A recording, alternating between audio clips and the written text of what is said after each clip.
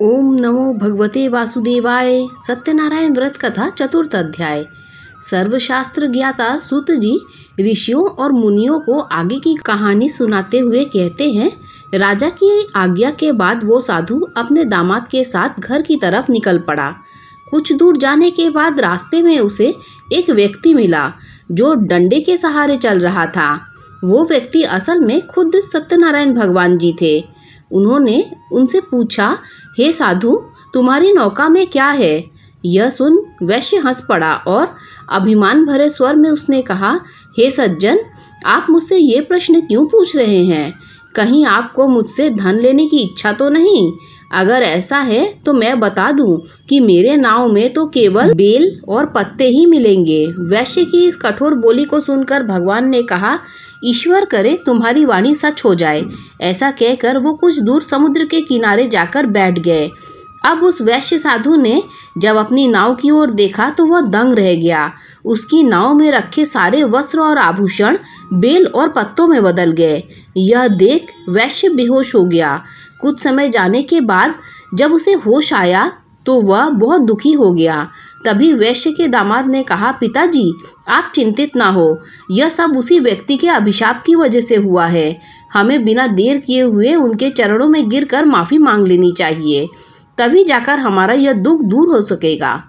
अपने जमाई की बात मानकर वैश्य उस व्यक्ति के पास जा पहुंचा और विनम्र स्वर में बोला, मेरे अपराध के लिए मुझे माफ कर दो।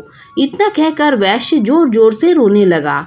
इस पर सत्यनारायण भगवान ने कहा, हे साधु, तुम्हें जो भी दुख मिले हैं वो सभी मेरी ही आज्ञा से मिले हैं, क्योंकि तुमने अपने वचन के अनुसार एक भी बार मेरी पूजा नहीं की, जिससे मेरा अपमान हुआ है। इस पर वैश्य ने कहा, हे भगवान, आप तो सर्वशक्तिशाली हैं। आपके रूपों को कई देवता भी नहीं पहचानते, तो भला मैं कैसे पहचान पाता? अब मैं समझ गया हूँ और अपनी भूल को सुधारने के लिए मैं आपका व्रत जरूर करूँगा। आप कृपा करके मुझे माफ कर दे और मेरा धन मुझे लौटा दे।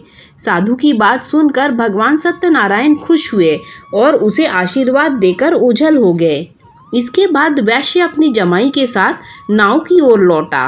वहां पहुंचते ही उसने देखा कि उसकी नाव में पहले की तरह धन भरा हुआ था। इसके बाद उसी जगह पर वैश्य ने दामाद व अन्य साथियों के साथ मिलकर सत्यनारायण भगवान की पूजा की और फिर अपने घर की तरफ चल पड़ा। वैश्य जब अपने जमाई के साथ नगर के पास पहुंचा तो उसने एक दूत के माध्यम से अपने दामाद के वापस आने की सूचना पत्नी को भिजवाई। दूत ने उनके घर जाकर वैश्य की पत्नी लीलावती को नमस्कार करते हुए कहा, मालकिन, साहब और दामाद दोनों नगर के पास पहुंच गए हैं। वैश्य की पत्नी लीलावती उस दूत की बात सुनकर काफी प्रसन्न हो गई। उसने तुरंत सत्यनारायण भगवान का व्रत पूरा कर अपनी पुत्री कलावती से कहा, मैं तुम्हारे पिता के दर्शन के लिए जा रही हूँ। तुम भी अपना काम पूरा कर तुरंत दर्शन के लिए आ जाना।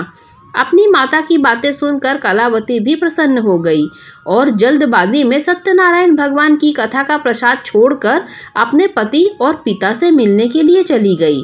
कलावती द्वारा प्रसाद का अनादर देख भगवान सत्यनारायण एक बार फिर से नाराज हो गए। क्रोध में आकर उन्होंने नाव सहित कलावती के पति को पानी में डुबो दिया। जैसे ही कलावती वहां पहुंची, उसने देखा कि उसका पति वहां नहीं है, तो वह बेहद दुखी हुई और जोर जोर से रोने लगी। इधर वैश्य अपने जमाई को डूबता देख एक बार फिर से सत्यनारायण भगवान का स्मरण करने लगा।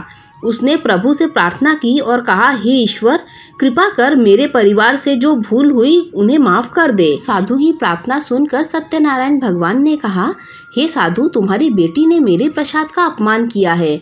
यही कारण है कि उसका पति यह दंड झेल रहा है। अगर वह वापस घर लौटकर मेरे प्रसाद का सेवन करती है तो उसका पति सकुशल वापस लौट आएगा।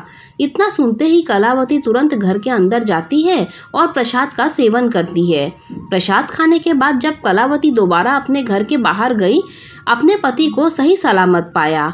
इसके बाद साधु एक बार फिर से अपने परिजनों के साथ मिलकर पूरे विधि विधान के साथ श्री सत्यनारायण भगवान का व्रत करता है।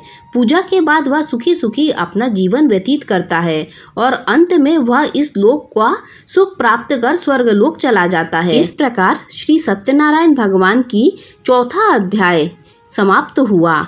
सारे भक्तगण मिलकर बोलिए, श्री सत्यनारायण भगवान की जय।